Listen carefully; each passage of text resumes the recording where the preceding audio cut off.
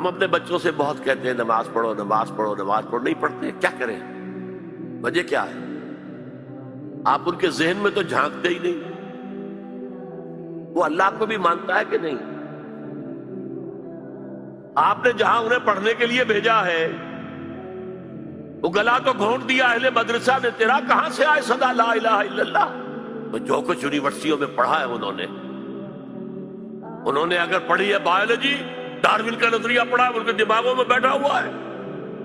इंसान तो सिर्फ जरा ज्यादा तरक्की याफ्ता हैवान है और कुछ भी नहीं।